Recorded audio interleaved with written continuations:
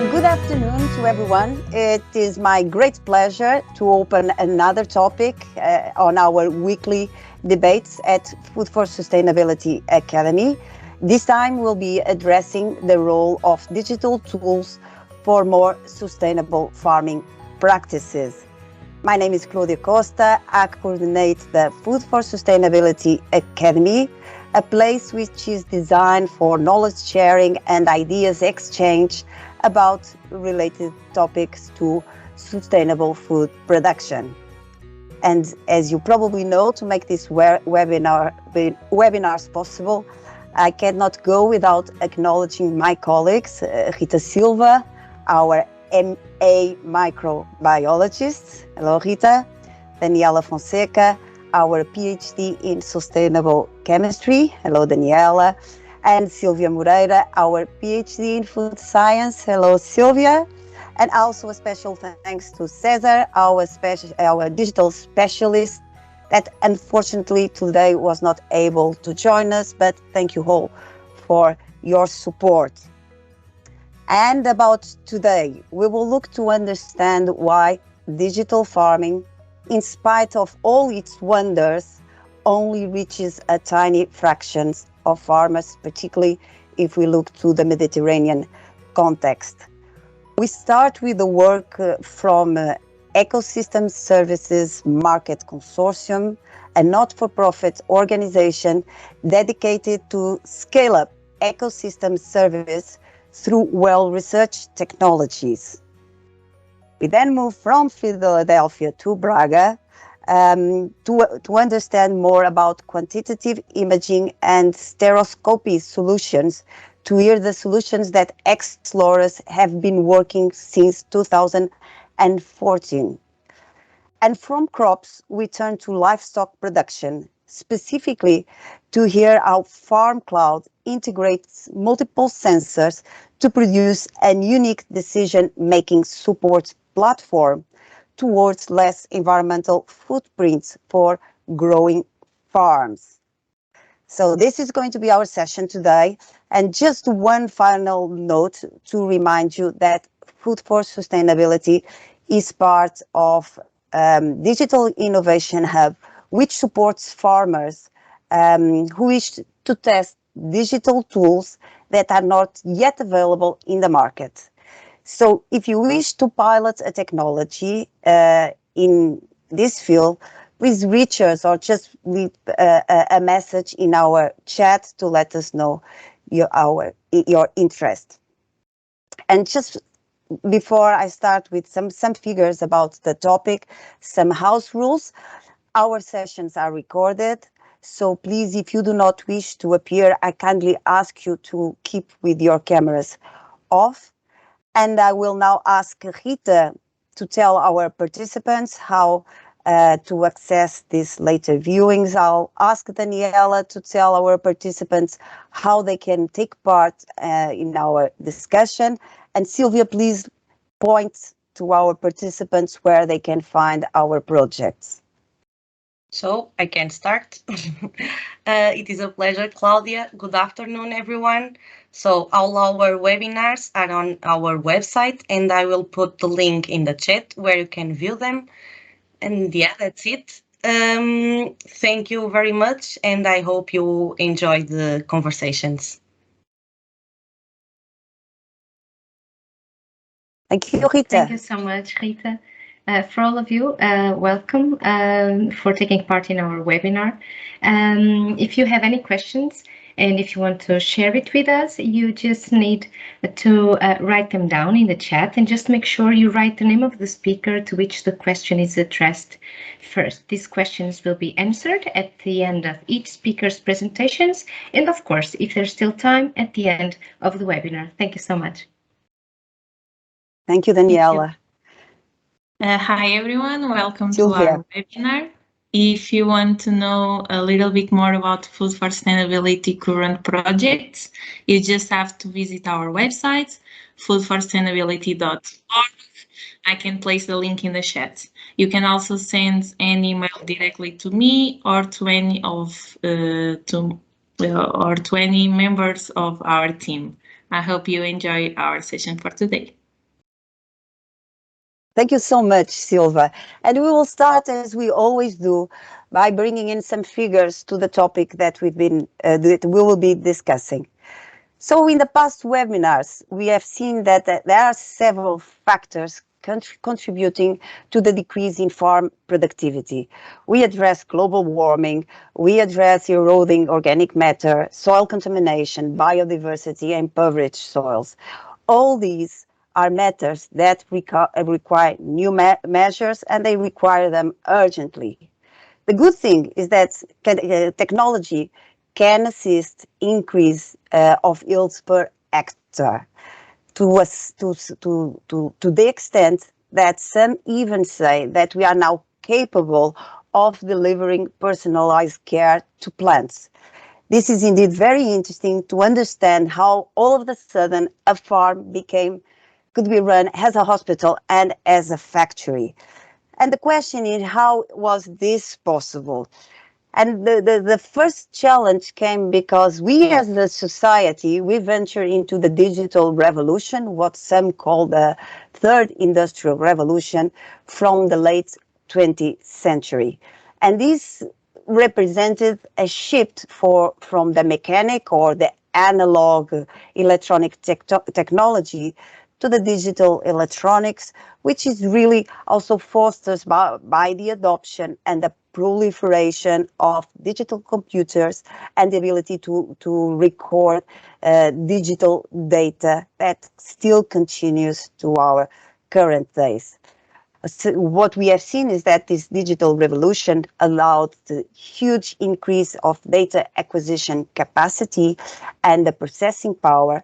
And at the same time, we have witnesses that the ability to exchange huge amounts of information in real time and allow, some solutions that we never thought that they would be possible, except if we were seeing, science fiction movies.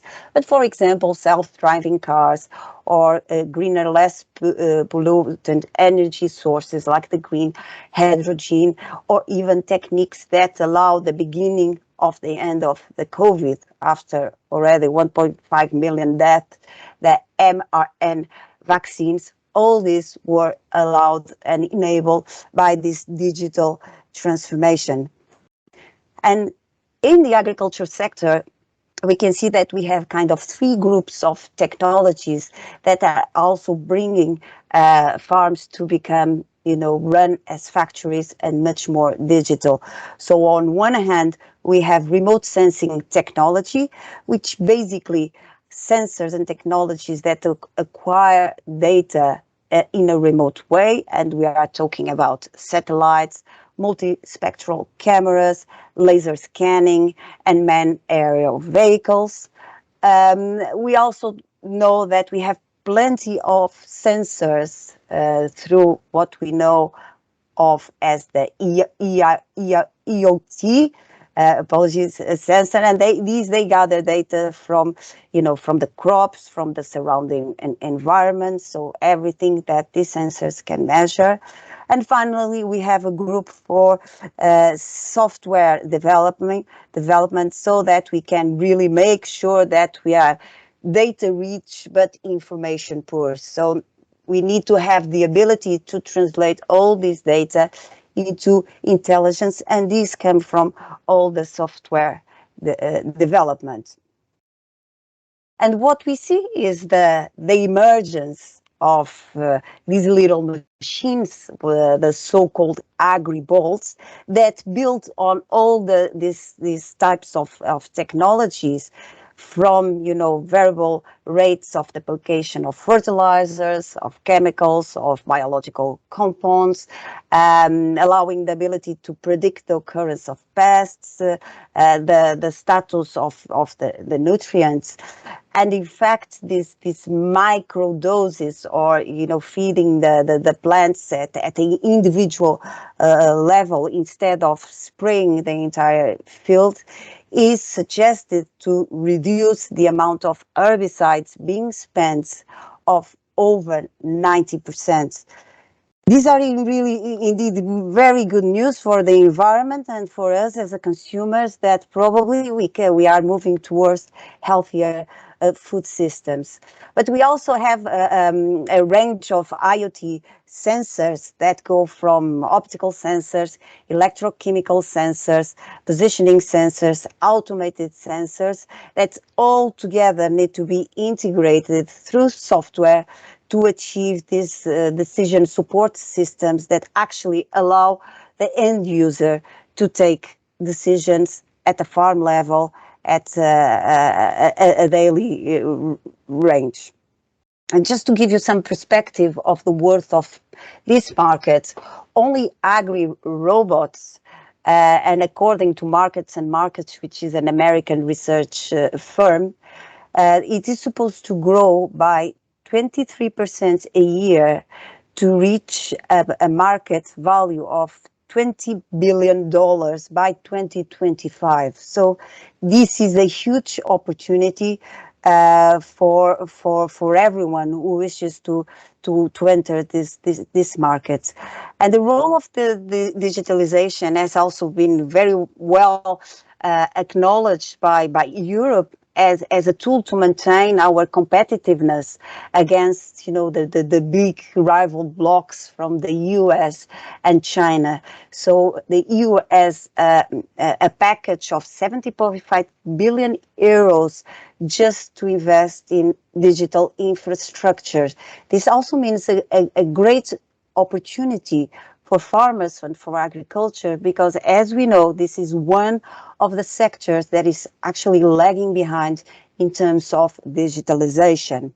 So we can see that this is, really a big momentum. And I would just like to end with a challenge and something that I believe we should think when we think about technology. So in 2009, our FAO, which we all know is the United Nations agency charged by thinking about food and agriculture, has published a report suggesting that by 2050, agriculture production will have to rise by 70% to meet the projected demand, and we have a figure of 9 billion people in the planet by 2050. And the challenge is, since most land suitable for farming is already farmed, this growth must only come through higher yields. So with technology, what we are promising is to boost farmers' profits by cutting costs and increasing yields, and hopefully also benefit consumers by some form of lower prices, although it's not what we are currently seeing, but so goes the economic rationality. But in the longer term, technology might help to answer an increasingly urgent question: how can the world be fed without putting irreparable strain on Earth's soils and oceans? And we would like to invite our speakers to think a little bit about these topics and the role of technology for farm productivity and also for the environment. And with us, I will start by introducing you to Austin Arrington. And Austin is a technical product leader, apologies, at Ecosystem Service Market Consortium. Austin is responsible for the development, oversight, and coordination of all technical and product aspects of building, launching, and supporting ESMC's monitoring, reporting, and verification platform. Austin is a software developer, a scientist, and an entrepreneur working on technologies to connect humans and nature. Prior to joining ESMC, he was a machine learning engineer at XpectralTEK, where he helped to develop and bring to market technologies for monitoring and decision-making around soil health. In 2016, He founded the environmental consultancy Plant Group, installing urban farms and green roofs across the Northeast, it's the United States, while helping growers cut water use by 25% using IoT farming irrigation systems. Austin is a published researcher and holds a master's in environmental science, MA in bioethics from New York University, and a bachelor's in English from Penn State University. His research explores the intersections of ecology, technology, and ethics.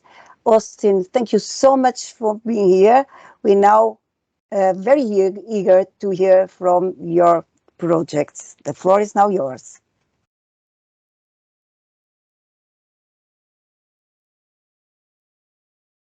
You're muted, Austin. Thank you so much, Claudia. Can you all see my screen? Yes, perfect. All right. Remind me, how long do I have? You have 10 to 15 minutes, Okay. but I'll let you know when you're out of time. All right, awesome. Thank you, Claudia. I want to say thank you so much to Food for Sustainability. I love the integrative work you're doing on these complex issues in food and agriculture. So it's really exciting to be here. I am a technical product lead with ESMC, which is a nonprofit working on bringing to market the carbon market, ecosystem services marketplace in the United States currently.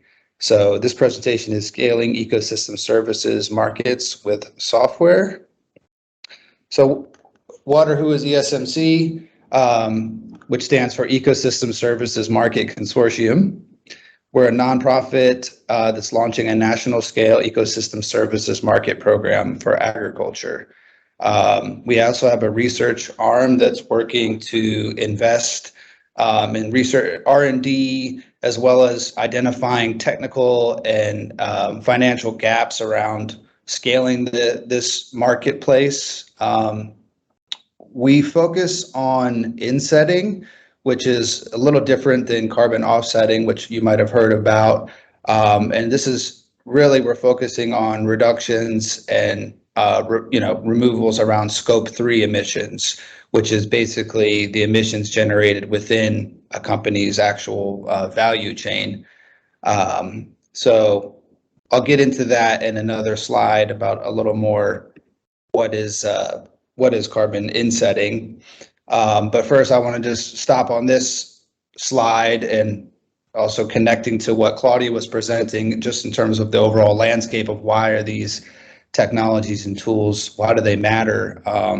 There's a statistic out here that the world's topsoil could run out in 60 years, right? So really significantly impacting our ability to feed ourselves, impacting the ecosystem services like water filtration or carbon sequestration that the soil actually provides. So that's just a level set, and I think we'll probably see a lot of connections around all the presentation around soil. Carbon insetting focuses on doing more good rather than less bad within an entire value chain. Here's kind of a cool representation of a value chain. And basically is the implementation of nature-based solutions such as reforestation, agroforestry, cover cropping, grazing systems within regenerative agriculture. And it's different than carbon offsets because it is actually a direct emissions reduction within a company's supply chain, which we'll kind of get into later as we understand the data that these systems are collecting. So basically, EcoHarvest is the name of our suite of technology products that ESMC has developed. The first thing that we have worked on is an MRV platform, which stands for Monitoring, Reporting, and Verification. And this is a web application for collecting agronomic data at the field level. We do different things with that. I mean, we're collecting data on what's happening on the field in terms of the practices, but we also have technologies we're working on for soil sampling and soil stratification, because we are sending people out taking physical samples for soil carbon and bulk density and other biogeochemical features that are actually modeled. The data we collect within this system is modeled to generate predictions around how much carbon is sequestered in the soil, what is the water quality and quantity, as well as the actual emissions from these operations. So I was going to get into a live demo, but I want to actually keep going, and I can maybe send some resources later on for that demo. But there's a lot to cover here, and I want to make sure we cover all these first. So when we're talking about building this platform, a big question is, how do we scale it? Because as we continue enrolling fields into this marketplace, now we have to kind of create technological solutions that can scale for thousands, hundreds of thousands of acres, right? So let's talk about some of the things that maybe are limiting factors in scaling this carbon market, and how can technology create solutions for this? So the quality assurance and quality control for field boundaries is a really big technical issue. It can be very time consuming and also costly. So it's an obstacle in terms of scaling an ecosystem services market. So what are we talking about? We're talking about fields that have roads or trees or wetlands or other non-crop areas that shouldn't be modeled, shouldn't be soil sampled, right? So we need to clean those fields to emit those areas. And basically, we're working on automating this process by kind of combining public data sets with computer vision and machine learning approaches to automate this field boundary cleanup, which is a really kind of time-consuming and costly step that we can work on with technology. Another thing is like the stratification. So basically, we work with another developer called RSI on algorithms for stratification, so that we can actually generate a soil sampling plan based on the soil data and the map layers and NDVI and different things, right? And then after that, we have an application called Soil Stack that actually helps people navigate into the field and take the physical soil sample. We're also actively researching on how satellites and sensors might be used to both improve stratification as well as maybe reduce the need for so many physical soil samples, which is also a very real cost and potential limitation of scaling a nationwide carbon market program. Something else that happens, which I'm sure everybody on this call from the technology side is familiar with, is data gaps. So there's just cases when farmers don't know what happened, or maybe they don't know what they did 5 years ago. They wrote it on a napkin somewhere. And this is a big part of like this whole digital revolution in agriculture, right? It's like now we're coming up with systems to collect and normalize this data so it can be actionable. So part of that is, if we want to model things, we don't have data, what do we do? So this is where gap filling comes in, also involving using public data sets and satellite imagery. What's on the horizon? There's going to be some really interesting things and technical problems coming up on the horizon for ESMC. We are currently working on a marketplace application where corporate buyers and project developers can be matched, and companies can actually purchase impact units, which kind of stand for these avoided carbon emissions and removals, right? And within their specific supply shed for a specific crop. So that's something we're working on now, is the marketplace application that's coming up. And then also something that ESMC makes us, I think, different than other carbon market programs is we're really looking to stack value through these ecosystem services, right? So the carbon credit is sort of like the base but then you have water quality and quantity. And then now kind of the really exciting thing is biodiversity. So we're going to have our research team and technology team looking into different ways that we can monitor biodiversity at scale. So that'll be really interesting. And then where does machine learning come in? Well, basically, as I'm talking about, how do we scale this system? Data collection, right, around what happened on the field is also really time consuming. So, hey, when did you cover crop? When did you till? When did you plant and harvest? Right now, the grower or their advisor is entering this information into a portal, right? But again, there's going to be data gaps. So right now, there's a lot of exciting stuff around using computer vision and machine learning analysis of satellite imagery to predict whether or not cover cropping or tillage event happened. And then you can get even deeper, as like what species did they cover crop, right? So this is some really exciting stuff. And then also, as I mentioned before, we're really excited about machine learning for helping the automation of QA, QC for these fields. I'm just going to play a little quick 1-minute video here. And are always circling. Can you guys hear that audio? Okay. Yes, it was running well. Okay, cool. I'm just going to play this quick video here to kind of give a little overview on some of the work we're doing around using satellite data to fill in some of these gaps. Satellites are always circling the globe, collecting data and making our lives easier. They help us get around, bring us entertainment, and now they're helping us make farming more sustainable, streamlining how we work toward cleaner waters, more productive lands, and improving soils that store more carbon. Introducing Optus, the Operational Tillage Information System. Optus uses publicly available satellite imagery to create an annual snapshot of how croplands are managed for soil health.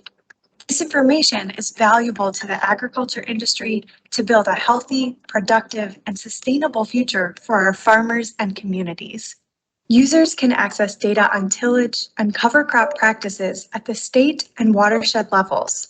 Optus data can help scientists, farm advisors, agricultural suppliers, policymakers, conservationists, administrators of carbon markets, and others. It gives us a clearer picture of where the most progress is being made to improve soil health and water quality, and where we need to focus resources and funding in the future.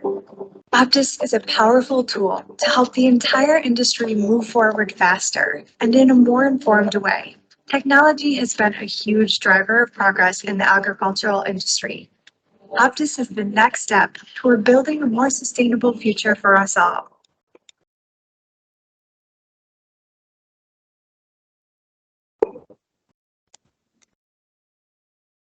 All right. Thank you, guys. So thanks for bearing with me. I thought that would be useful. So I think we're about at time. So thank you so much, Claudia, Food for Sustainability, for letting us present on some of the work ESMC is doing. Okay, great, Austin. Thank you so much for your insights. I wonder if we just could have a more round picture of ESMC and what is really the purpose and who is behind this organization and why is it so important to scale these sorts of services. So why do we really need the technology? Because we could, if we were talking at a smaller scale, we have plenty of private organizations that are already addressing the voluntary market and are assessing carbon farming. So what is different here? Yeah. And how technology can assist, this scaling? Totally. So, what really attracted me to ESMC and what I thought was different is that they're really trying to take this multi-layered approach and not just look at carbon, but also look at water quality and biodiversity. I also think they're pretty forward thinking in terms of incorporating different practices like edge of field practices or integrated grazing models. So I thought they really were taking a kind of holistic approach. And I also like that they are a nonprofit. They're coming from this place of being a nonprofit, and they seem to be really genuine in terms of trying to find a solution to scale this market and actually making ways where companies can co-invest in their value chain. So it's less about competition and more about working together. And I think in terms of like, why is it important is, I think the thinking is like, we want to use market mechanisms to incentivize regenerative agriculture and placing actual value in the soil, economic value in the soil, and the ecosystem services that the soil provides. And, ideally, I think the government, the USDA, they'd be involved just like they have been with conservation management programs, getting the cover cropping seeds to growers. And I think this is the next step. And a lot of times, in my opinion, the government follows business. They follow where the innovation happens, and then they join in and do it on a bigger level. So yeah, that's how I see it. I think that currently capitalism is running the world. So I think if we can find ways, and this isn't an ESMC statement, this is an Austin Arrington statement, to be clear. But if we can find ways to use capitalism to protect natural resources, I think that would be good. Yes, definitely. Fully agree with you. I come from an economic background, and I think all the sums need to add up to make a real change. And because you mentioned the holistic approach, and you mentioned the role of public policies, and because we are talking at the scale, when you mentioned the scale, you mentioned thousands and hundreds of thousands of hectares to run this project. This is a huge scale for Portugal. So we at Food for Sustainability, you probably know, we are within a district that is very rural, and it's very farming based. So could you suggest how a district, because this is probably it's very challenging at that individual farmer, the smallholder, how a district could position itself to become a carbon emitter, and particularly if we are talking about a rural district that can, tap straight into the Scope 3 emissions and the insets. So how could districts or municipalities advertise and position themselves to become carbon emitters? I think that's a really interesting question. And I think that like these types of agriculture have very different problems and technical solutions, right? So like for us, yeah, it's thousands of acres, but there might be more homogeneity, and it's like just a lot of corn acres that all look the same. Whereas with the smallholder farming, you've got like 1 acre plots.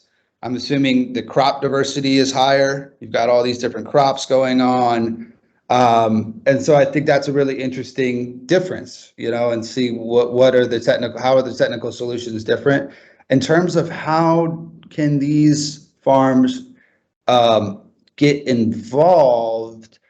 There's a few things I'm thinking of. So one, with ESMC, like we're coming up with a system where growers can log in and basically say, hey, here's what I've been doing on my land, here's what I want to do, and we can hopefully pair them with a project developer, which is like an agriculture company that wants to develop in the carbon market, and they say, okay, we want to make these corn or soybean impact units in this part of the world, that grower's there. So there's like a matchmaking process that we want to work on.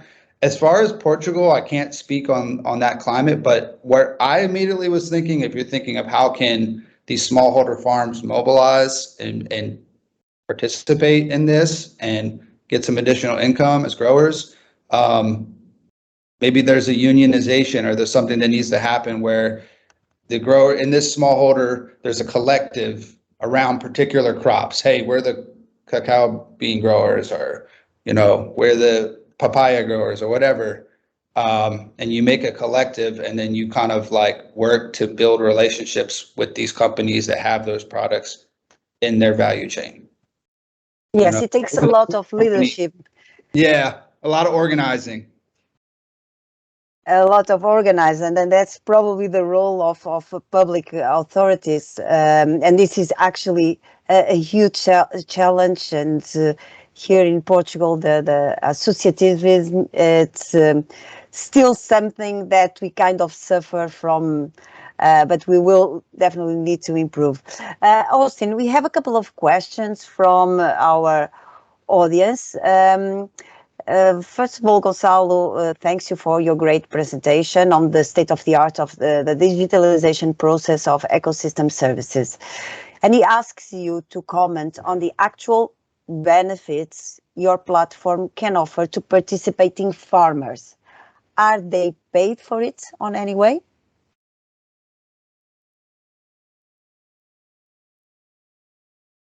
Austin, you're muted. Sorry, thanks for the question. Yeah, so farmers are paid and they own these actual assets. So after the data is collected and modeled, that asset, that carbon insetting asset, is purchased by a food company, and that payment goes to the farmer. So yeah, that's how we look at it. Is it could this whole marketplace could be a great way not only to incentivize soil health, but also to provide additional income to growers who want to promote soil health. Okay, and farmers need to start a new practice and continue for 5 years, 10 years? Yeah, so this is the tricky thing about it, right? Is in order to be eligible currently, it has to be a new practice. So like basically that means that this avoided emissions or reductions, it can't be something that would have happened already if it was business as usual. It has to be, that's this concept of additionality. So that means that early adopters, like people who, let's say they've been cover cropping for 20 years, they're really ahead of the curve, they might not be eligible. We're looking for ways to get them still involved. Maybe they become mentors, and we're trying to figure that out, how to include those people. But currently, the emphasis on the market is to try to find people to adopt new practices. Okay, that's a challenge for the innovation theory and entrepreneurial theory, that early adopters are going to be the ones that are going to be less rewarded. But Gonçalo still wants to know more about what are the typical amounts per acre in terms of the earnings for farmers. I think the latest number was like $15 per ton per acre. $15 per ton per acre. Okay. It's around that. We heard in the past webinars around 20.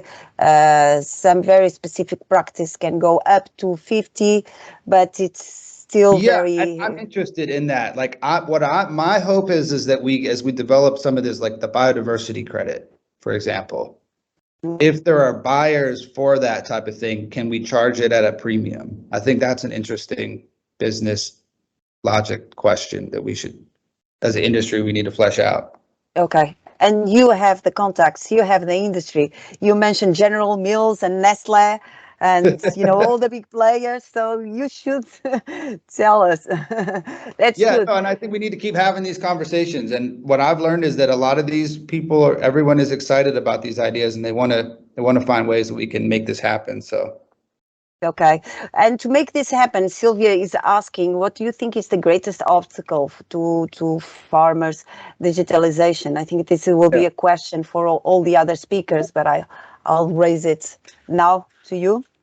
Yeah, that's a great question. I think there's a lot of obstacles, and it depends on what part of the world we're talking about, but let's just talk about the United States. I mean, even in the United States, where we have so much access to information technologies, there's still an obstacle to get growers, producers to come in and enter this data into the system because they're busy. They're out in the field, they're working, they're harvesting. So just even getting people to log in and enter their data is an obstacle. And it's not just a technical obstacle, it's a socio-cultural obstacle. Find ways to connect with these farmers, show them that this thing can provide value for their bottom line, get them to buy in. There's a whole marketing and sales cycle around that is complicated and interesting. So yeah, just the human participation is an obstacle. And then with other parts of the world, you have the obstacles of, like, let's say, connectivity and, does the infrastructure exist to even support these information networks, right? So I think that's an interesting point. Even when you have all the resources, there's still an obstacle for user buy-in and participation. Yes, that's very interesting. It's not just a question of money. It's many cultural and social aspects that can come into play. And the more we speak with farmers, we can see that there are many other factors that apparently have nothing to do with technology, and they can be great barriers. Just one final question from Nunu. Nunu is asking, in addition to farmers, what other stakeholders must be involved for effective adoption of your monitor and platform? I love that. I love that question. So there's the producers, and then there's these people we call project developers. So these are companies that work with producers. A lot of times they have the network of producers, like Corteva, right? They're an agronomy company. They're a data company. They a lot of times play a big part because the producers themselves aren't even entering the data. It's an advisor or an agronomist from this project developer is wrangling all these producers and entering the data, right? So and then the third one, then there's also technical partners, people to help with modeling and all this data work. And then there's like the buyers, the people who want to buy the impact unit. And those are usually food companies, right? Because this crop, whether it's corn or soy or almonds, right? This crop is in their supply chain. So yeah, those are the main players. That's a complex and interesting system.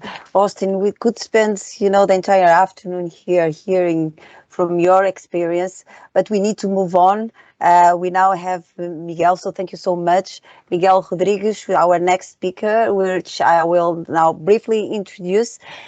Miguel Rodrigues has 6 years experience working in agriculture as a wine grower and winemaker.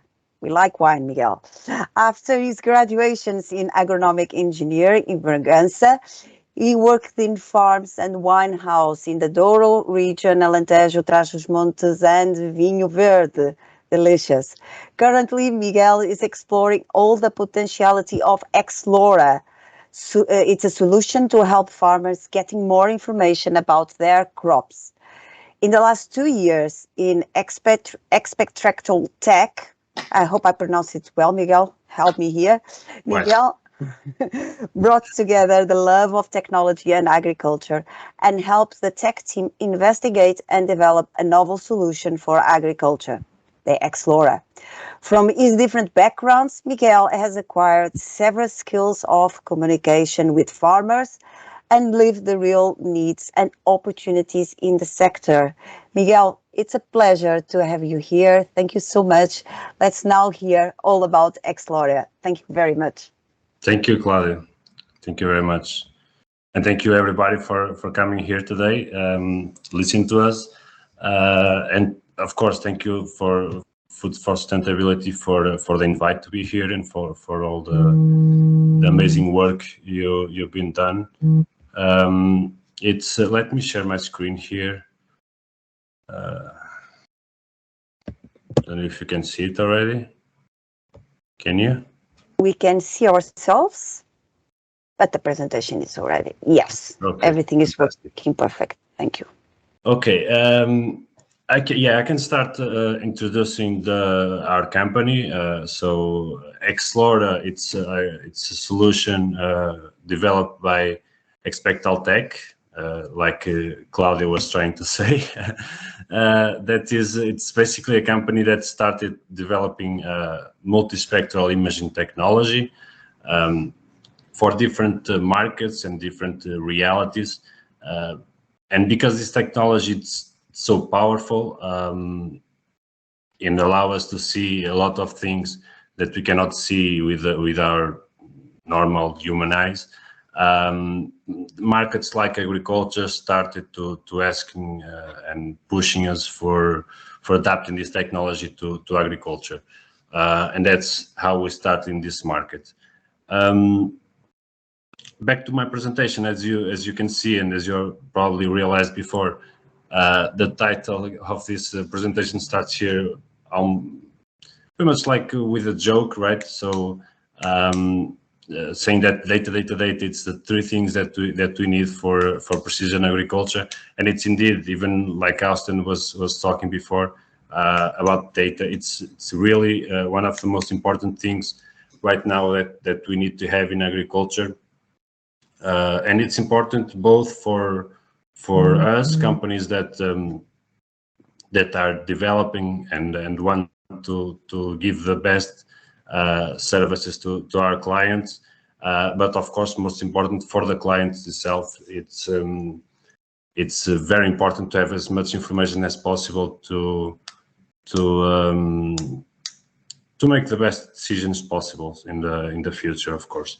And of course, when you talk about data in agriculture or information, I think, at least me, I think the first thing I think it's weather information, because as we know, agriculture is completely based, or at least the weather affects pretty much everything we do in our crops.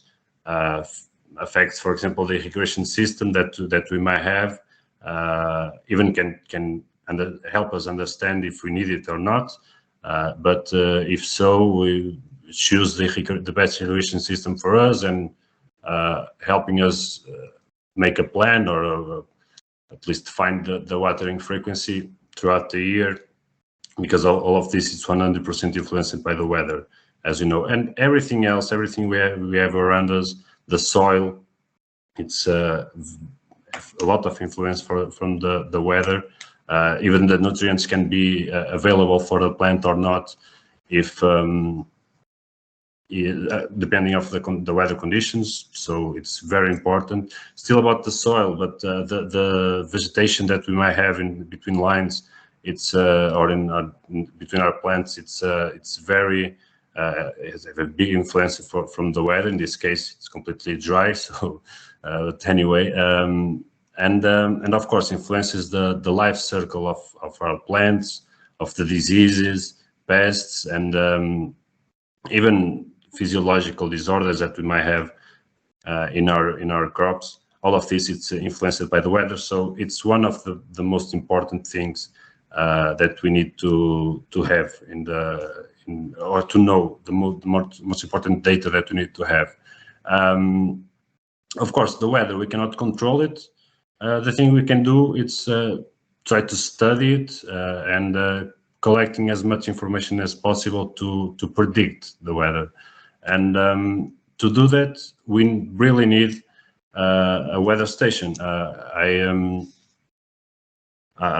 To study the weather that I have in my farm, in my parcel, in my crop, I need to have that information about real my crop, not like a weather station that is from the government or something that is 35 or 40 kilometers away from my farm. So the idea is to have a really weather station in my crop, and of course starting having historic information, data about the weather, and all the parameters of the weather that it's important for my crop, that might be different from other crops. But yeah, that's pretty much it. It's starting to have information, have data, so in the future you can start to predicting the weather, having like weather forecasts real for my crop. That's something that we're going to talk a little bit before as well. And of course, I can even go to the previous slide to just to let you know that basically when we have a weather station, we can not control but predict everything of these things. Even the vegetation, the irrigation, can do a better irrigation plan for our crop. Know better are the plants that we need to put in the field, or even the plants that we have. So all the varieties, what's the best varieties for my farm. All of this we can do way better decisions when you have all of this information. So about all of these things, the one that we are a little bit more focused, it's on the diseases and pests and all the problems that we may face, and of course nutrient conditions as well. But let me see. Yeah. So to guarantee that we have information on the needed information to have to make the best decisions ever or possible, we really need. Okay, we already have a lot of data about the climatic conditions. So it's not only the weather, but it's very important, and we can easily collect the other ones as well. We can or we can have a storage, or we can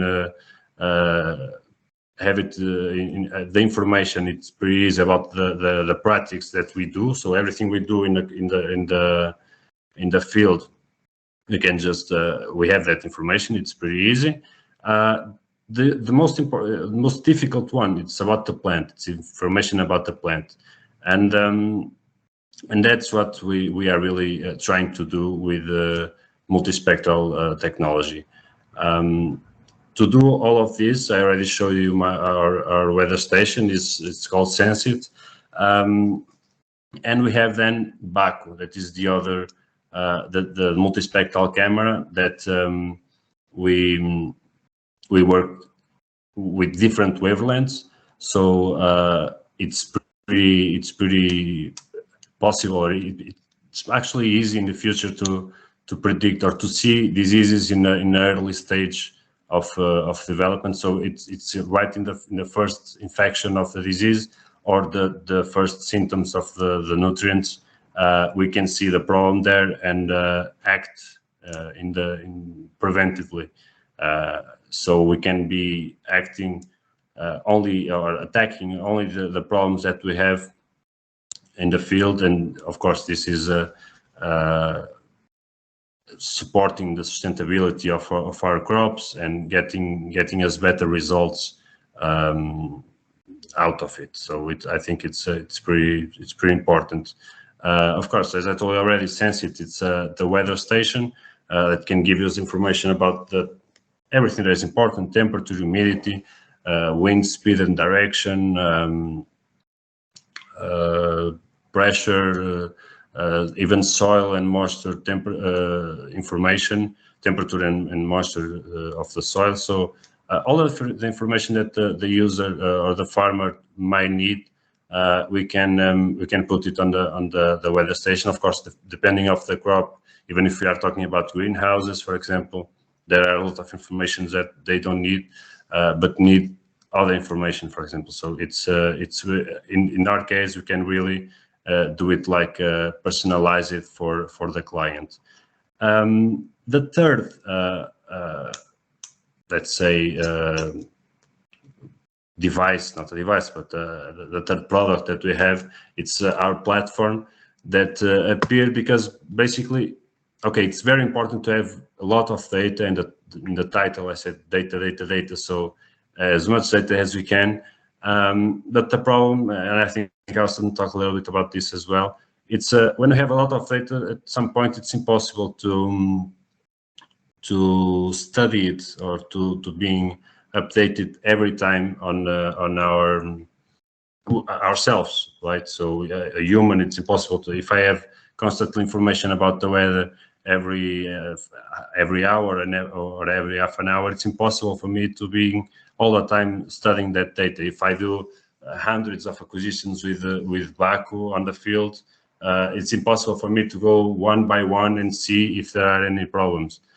So the idea, and we saw this need, when you have a lot of information, you really need artificial intelligence platform that can learn how to do that analysis and do it for you. Basically in sum, it's what we have in the Nextflora solution. So the multispectral camera that can give you the multispectral image and work it or give it to the artificial intelligence to see and to detect diseases right in the beginning of the infection, and pests and nutritional deficiency and water stress and every problem that might be seen on the leaves. We can eventually see it on the AI. And the weather information that can be a lot of information needs to go to the AI as well. And with that information, we can see if we can have, or if we will have problems with some particular diseases. So it's pretty easy to see or to forecast information about the weather and see if that weather is compatible with diseases or pests that we might have in our crops. I think I'm right on time. So it's just the edge of our solution, but I invite you all to go to our website, know a little bit more about us, even our social media, and any information that you might want. You can ask right away or contact us to know a little bit more about us. Thank you, Claudia. Thank you, Miguel. Thank you for such an interesting presentation and for sharing some of the insights. And I need to ask my first question is about data. So I don't have an idea how many data, what sort of volumes or what sort of databases you need to have to make sure that you have a correct machine learning or artificial intelligence algorithm so that you can predict, the usual 95% confidence interval that you are really detecting what you're supposed to detect. We're talking about, how many times, the system needs to go through and be double checked by someone to reach, the perfect statistical level of accuracy.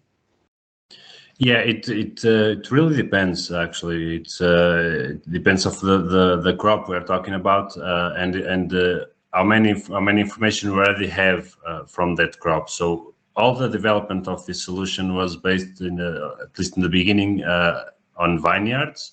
So right now it's pretty easy for a farmer for a viticultor to start using it, double check a couple of times, doing some acquisitions to feed the artificial intelligence, and it's ready to go. So it's able to detect a lot of diseases.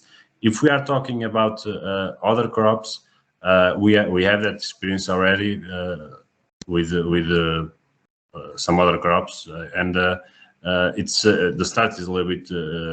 We need a little bit more information, more data, more acquisitions. I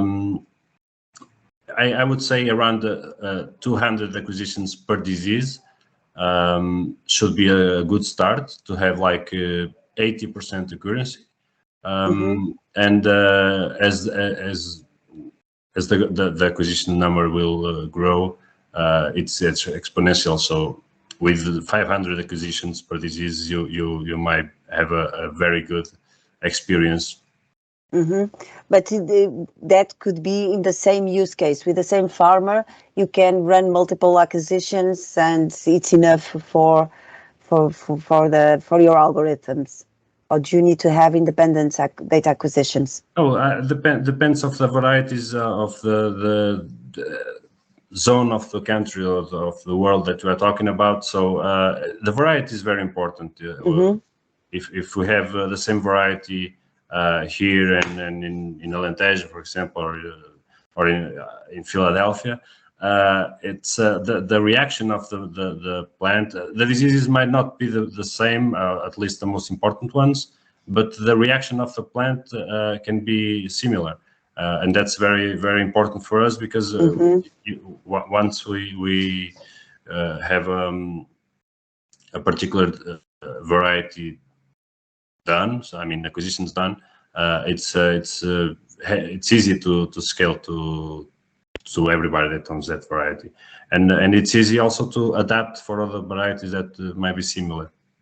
Okay, so data is a big headache, isn't it, Miguel? We also been talking with some farmers that already use quite a lot of data acquisition, but we see that they struggled a bit with the huge amount of data that they get. So, what recommendations would you give to farmers that already acquire high volumes of data from multiple sources?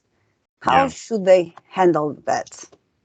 Yeah, actually, it already happened to us talking with farmers that really want to use the data that they collect. So some weather stations, some solutions that are out there in the market don't really have a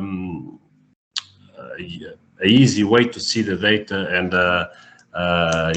like we have. We have, for example, the alerts and the reports that we do on the platform. So only the alerts is something that it's fantastic that you can see. Okay, I want to be alert, or I want to receive an SMS or an email every time those parameters are happening, because I know that I will face some disease in the next days. So this is something pretty amazing to do, and for the farmer it's fantastic. And the other thing that we apply this technology, it's to the algorithms. So we have algorithms and models that can predict diseases and can even the life cycle of the plant. So in each phase the plant heart, we can see it in the fantastic way. So we can alert the vineyard, the farmer, that the next phase of the plant will be on that date. So some algorithms running that way can give us amazing information, and not only like a Excel sheet with all the information that don't tell us nothing. And those nice graphics, lots of colors, lots of nice shapes, and then it becomes very difficult for the end user. And I just want to make a solution, just to press or not to press the button. That's actually a big challenge. And just to share with you, we met a farmer. They had a very interesting. They also had a sophisticated system. They were sending the reports, very fancy reports, and no one was reading those reports. And then all of a sudden, one of them just decided, well, this is the report, just, put this higher, put this lower, you're doing okay, through the WhatsApp. And all of a sudden, adoption of the technology just increased, something very, very simple, but that's definitely a challenge. We need to be very creative from the user perspective. Miguel, I have two couple of questions here from our audience. One is if you could kindly share with us some specific use cases, and I'll just go through, and if you could comment on the costs of your solutions, so specific use cases that you run. We saw the vineyard, costs of your solution, and the question goes also, if I'm an olive oil grower, what can you offer me, and what costs per hectare, sampling frequency, and those kinds of requirements? Okay, actually, one of the projects or one of the cases that we are running right now, It's with olive trees. So I'm not the one responsible for that project, but I know that it's in Greece, and it's a particular disease that it's spreading there, and they are using this technology to see there you go, to see the disease in the early stage, so we can know that in that part of the crop of the farm it's already affected with the disease, or it's not. So it's starting that way. In a lot of cases, in different crops, rather than vineyards, that's the beginning. Sometimes the farmer has one disease is there that it's problematic or start to be problematic, and it's a start. So they start doing acquisitions on that particular disease, and in a couple of weeks, maybe less, he can already predict or pre-see that disease in the early stage, and that's fantastic. And of course, are we talking about Shigella, Miguel? I'm talking. What did you say? Shigella disease, Shigella. I don't think so, actually. But I can find a way. Give us details later on. Yeah. But that's in olive trees, yeah. But right now, I was thinking about another crop that we are working with, that is blueberry, and that's the case. That's a particular case as well. There, that they have a rust problem, and it's a start to having this technology in the hands. Of course, combine it with weather information and weather stations. It's fantastic, yeah. Okay, good. And I think this also answers Daniela's question about the other crops and other pests that your technology is also working with.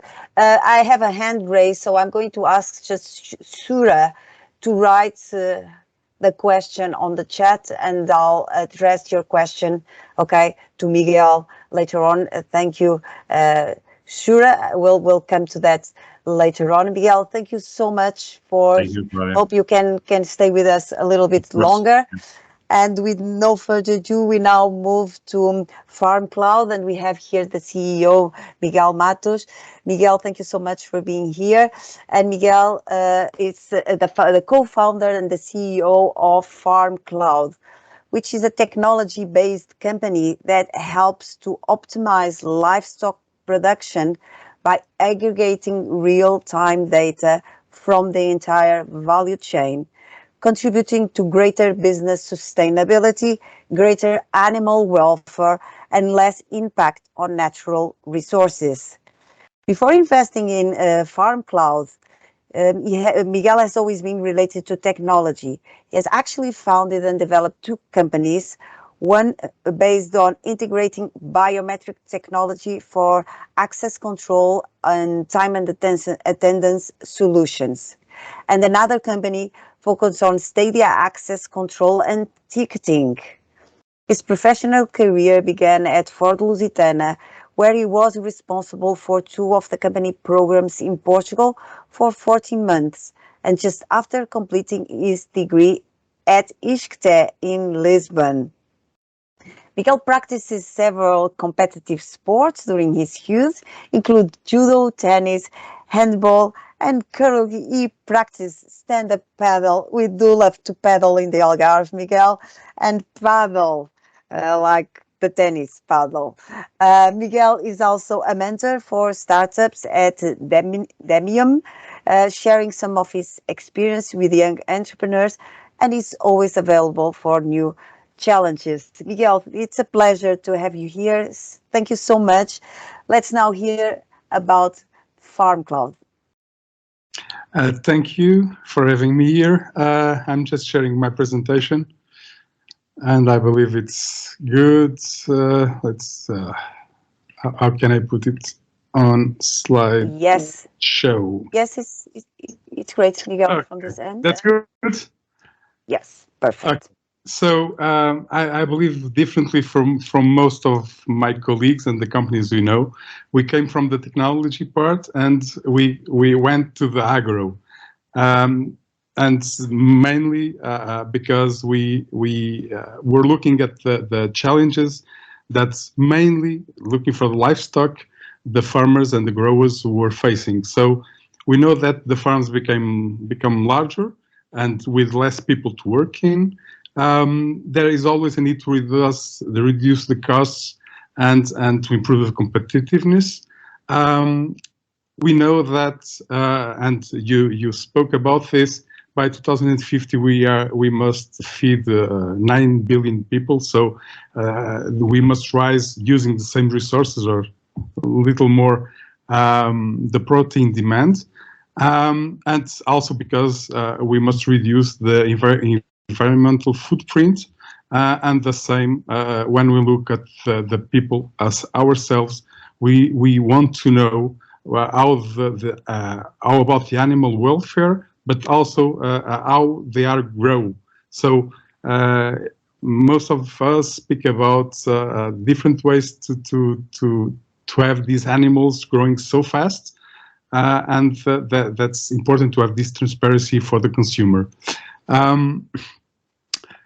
Why we looked at the livestock and mainly for poultry and pig, that's because how the industry is organized. So you have the big companies like Cargill, Smithfield, GBS, or Luz Yaves in Portugal, and they are the owners of everything from the breeding farms to the technical services, the feed factories, the processing plants, all the logistics. They belong to these companies. And then you have the farms where the animals are sent and then picked up at the end, the growing farms. So you have some of these, so the feed factories are the breeding farms, but you have thousands of growing farms with contracts in place.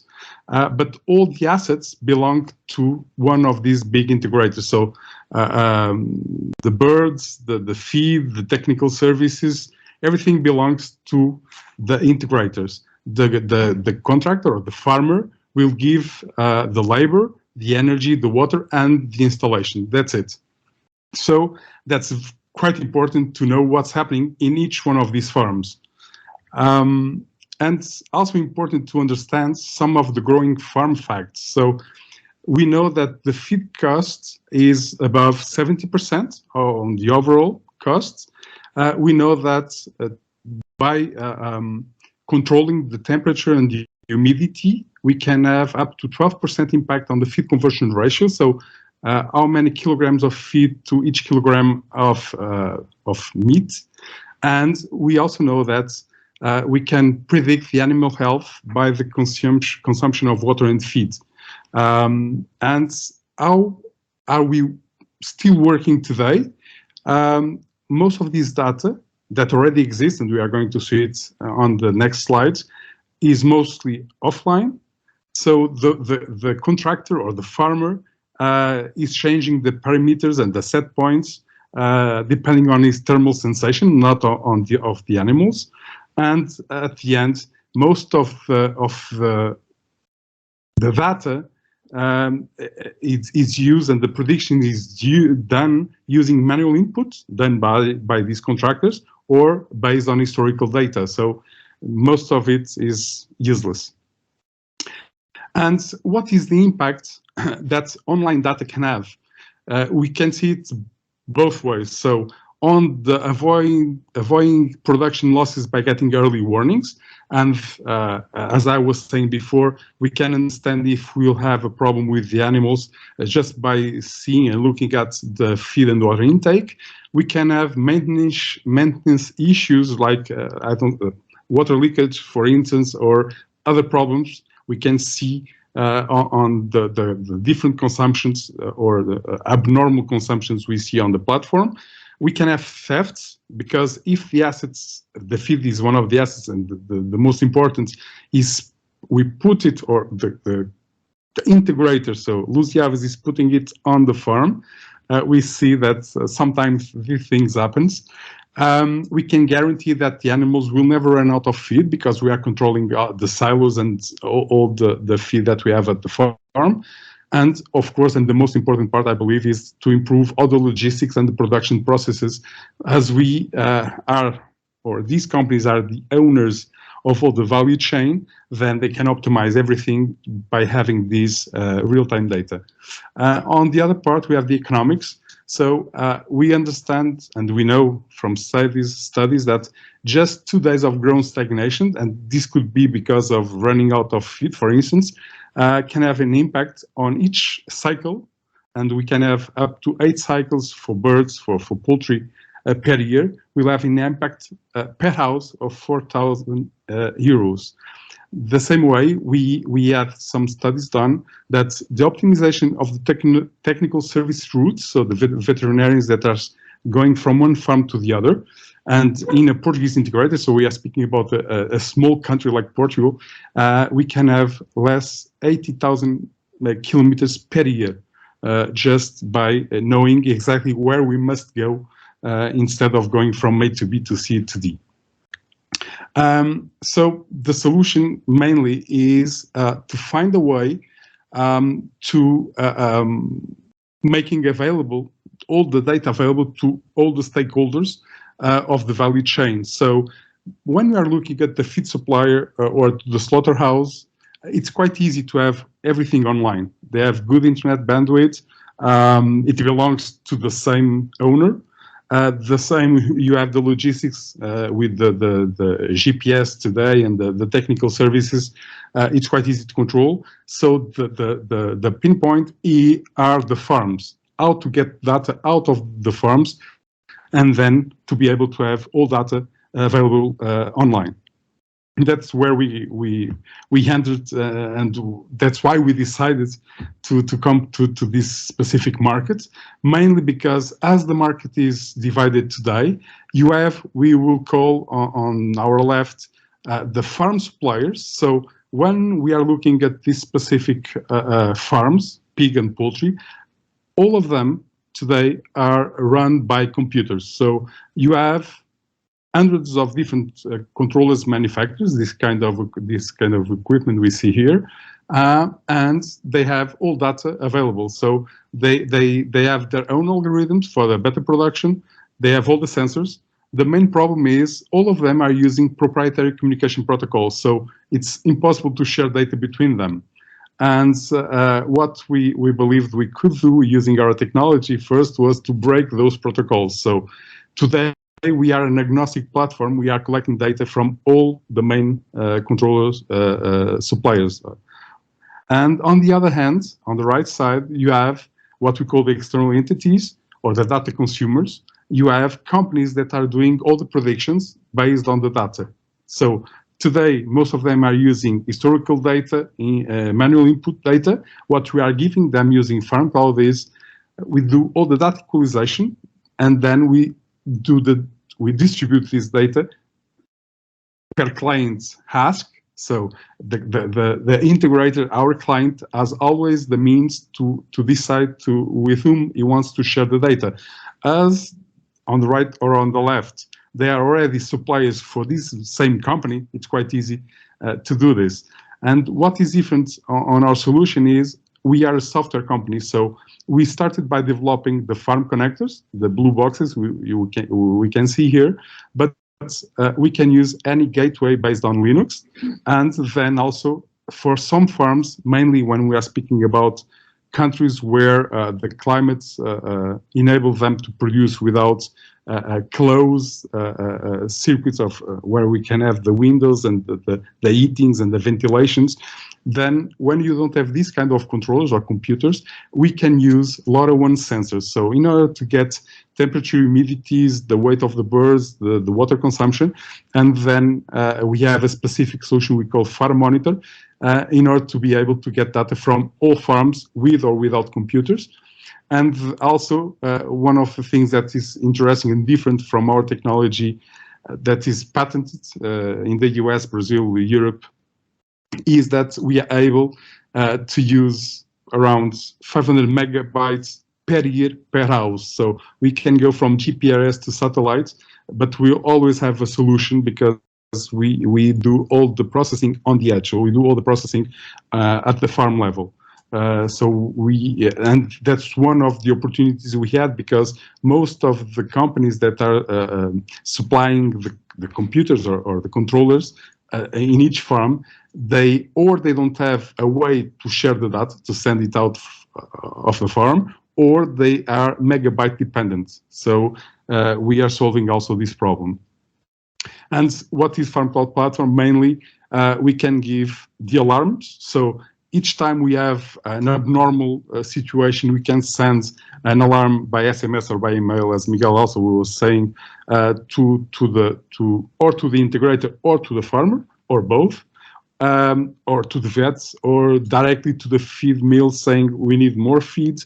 And that's what FarmCloud is doing today. But we call ourselves an operational platform. So we understand that the companies that are ready and are working on this specific market for all the predictions, all the data analysis, they are on the market for at least 25 years, most of them, and they have that experience and all the persons to do that. We are an operational platform that will give all the alarms that we believe are important for the farmer. And then finally, and collecting data from those computers where you know the genetic for the specific animal, you know what are the feed consumption and the water consumption values, the expected values, then we can compare to the real ones. So we can give this kind of graph where you can see if we are doing well or not, and then to decide what to do.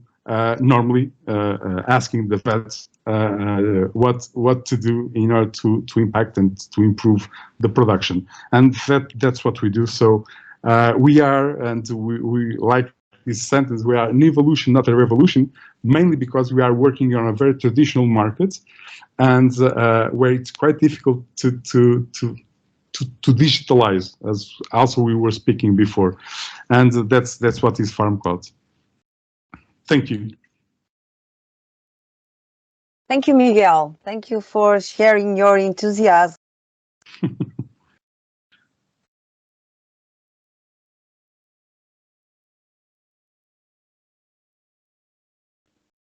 Professor Claudia, I think you're muted. Oh, apologies. Okay, so I was just thanking Miguel for your enthusiasm and sharing how we can start a revolution through evolution. And I would like to start to ask you if breaking protocols is legal, because we don't want to run into the problem of but I think you have I was just joking. Miguel, one question. I know that your product is very based on this huge problem of making sure that all the data communicates, and that the owners of the data can really merge the data. So my first question to you was, what are the key challenges in terms of interoperability that might limit the implementation of FarmCloud when there are already other solutions? So the main thing, and what makes us unique, is because we were able to break those specific communication protocols. So today we are able to collect not only from those computers that already exist, and it's quite interesting because we don't have to install anything, only the farm connector that can be a market gateway. Also, what is interesting is, as we are doing the equalization of all data, because all these computers, they treat data differently. And what we are doing is this kind of equalization using our own algorithms inside the farm connector. And this is a huge improvement, because before, or you don't get the data, or you must have specific megabyte solutions, or inside the farm, or today on the cloud. This is what makes us unique worldwide, and that's why we were able to patent the solution. On the other side, when you don't have that, we are using market sensors for temperature, humidity, water consumption, and so on, and weight of the birds. Are the most important data we can get from the farm. So what we are doing is the integration of an existing technology, as LoRa1 is for the sensors. And if in the future we have a new one, it's quite easy to integrate new. So that's also why I was saying that we are a software company. And then at the end, what we are doing, we are just doing this equalization and then aggregating the data and then sharing it with the data analysis companies that already are in the market, and they are the ones that are the clients. That's why we decide not. Do you use? Yes. Apologies, Miguel. I do have a lag here, so please finish. Apologies. No. So what we decided was we don't want to compete with companies that are supplying the farms, and most of them exist for more than 50 years. So they have, and being a traditional market, very difficult to enter. And also we don't want to compete with the data analysis companies. So we are losing some of the value, if you want, not doing this kind of data analysis, but we are filling the gap we have between the farm and the management of these big producers or integrators. Okay, great. I think you've touched into my next question about the role of the established players with farmers, because farmers are famously and very sensibly skeptical about change. Well, for them, the cost of getting things wrong can mean messing up the entire season's harvest. So what is for you the most challenging and the highest constraints in terms of technology adoption? You have mentioned, trust. Is it a question also of low digital literacy? From your perspective, what would you say? Yes, if we're talking about the farmers. But our clients and our solution makes sense mainly to these big companies, so the integrators, the Luziaves and the Cargills and these ones, and also to the feed mills, because we can transform each farm in a laboratory, because they can see exactly what the different feed they are preparing is impacting the production, the same way the laboratories. So we see us supplying this kind of group of companies.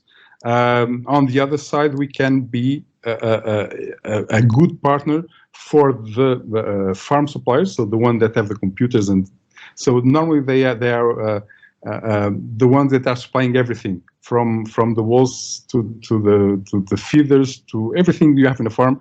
You have specific companies supplying that. We can be a good partner for them in order to get data from their own computers, most of them. And on the other side, we can be also a partner for the data analysis companies, because instead of receiving manual input data or doing most of their work based on historical data, they can use real-time data. And that's where we want to fit. It's difficult, but we still believe it's the right strategy. So, Just to clarify, so who is your paying customer? Our main customer is the Luziaves or the feed mills or the laboratories. All right. Okay. Or the data analysis companies. They subcontract us to sell to their own or existing clients already. Okay, so you have very different value propositions there. We don't go from farm to farm to sell the solution. We go to the ones that have the contracts in place with them in order to sell the solution, because that's where is the value. The assets belong to Cargill or Luziaves, or that's the ones that want to control what is going on each farm. Okay, to assure a steady stream of supply. Good, great, Miguel. We have a couple of questions here. So Gonzalo says, "Can you listen to me, Miguel?" Yes, I know, but I know Gonzalo and Joe for some time now. Okay. Hi, Gonzalo. Well. Okay, let me ask the question for everyone. So Miguel, Viva, Gonzalo here. Great to see that FarmCloud is evolving well. In terms specifically of poultry, do you have use cases on the impacts of your application? You mentioned temperature and feed control systems, for instance. Do you have data on poultry weight gain upon some changes you recommend or implemented? Can you detect, sorry, I can just continue because I think it's the same. Can you detect death births at the poultry farm? Do you have working solutions for this? Yeah. So what we have today, all these computers, so the existing ones, they have algorithms for the specific genetic of that kind of birds or pigs that they are growing. So what we are doing mainly is to get as was on my last slide, the expectation and the reality. And then what we are doing is sending the alarms. So we know that temperature and humidity has an impact on the production. We know that for each day of production, you must have a different temperature, for instance, and we can act on that, mainly with the alarms. We don't do the recommendation as it exists already on those computers or on the data analysis company program. What we are giving them is data that can be used in a proactive way, being real time, not an XML file that is sent each day or each 2 days. We are able to give them that kind of data.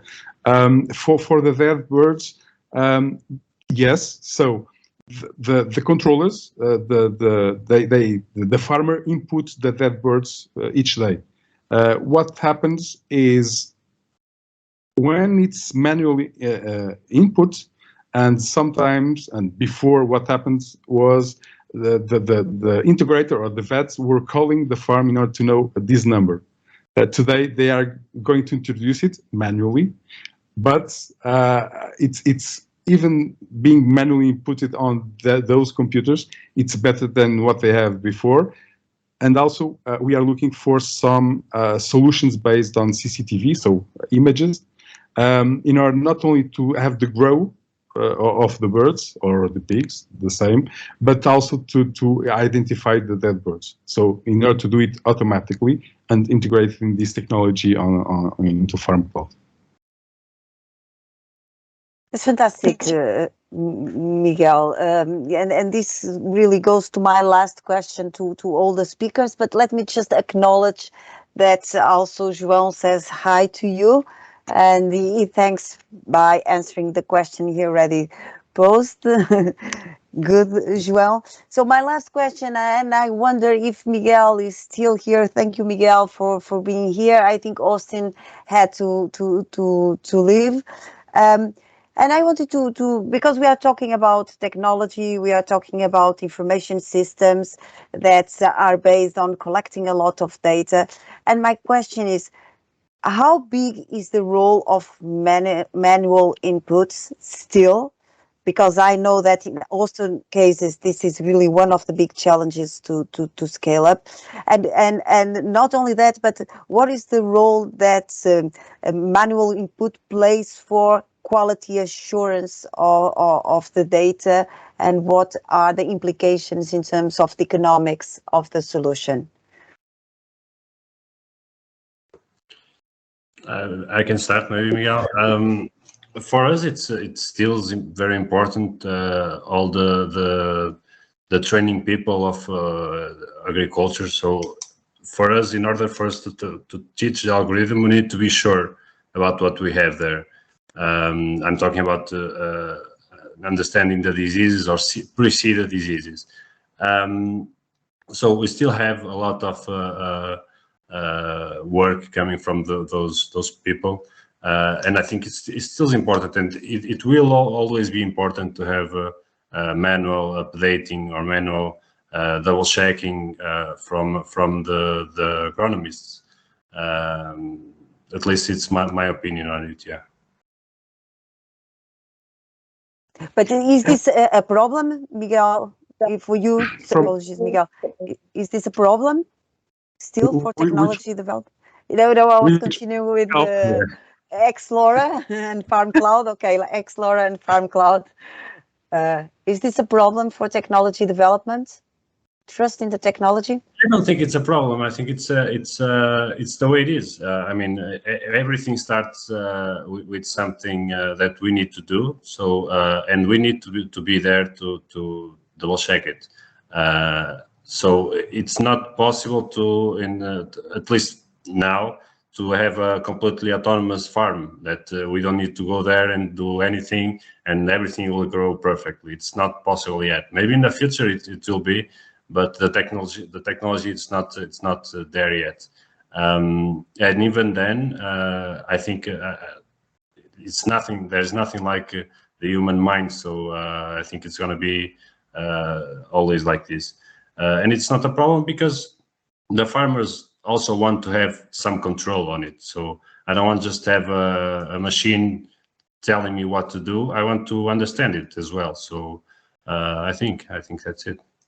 Okay, great. FarmCloud, Miguel, what's your view?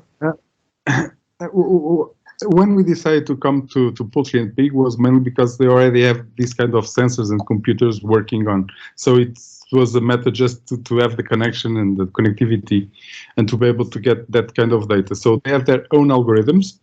The set points for each day of production are on those algorithms. So from day one or -2 to the 42, or depending if pig or poultry, or till the end of the production, everything is already programmed and everything is planned and prepared to work. Always we must have some manual inputs, as mortality, for instance, that are inputted on those computers, because depending on how many animals you have inside, the system will work differently also. So the main issue and what we are answering is mainly to make the data available.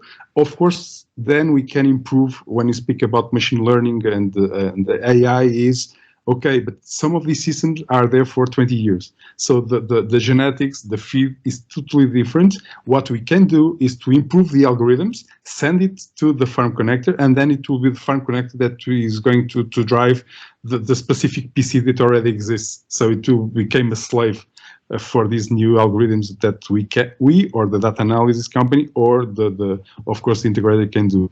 And that's how we see it, and that's where we see the value of our technology. Okay, fantastic. Just one final question, because we're really out of time. So what if in an ideal world, how could the Food for Sustainability, with this hat on sustainability, do more to assist the adoption of technologies from companies such as yours? Okay. I believe that Miguel, FarmCloud, start making people aware and of the advantages. And so first the need, we must do it, and we have to do it. That's the key.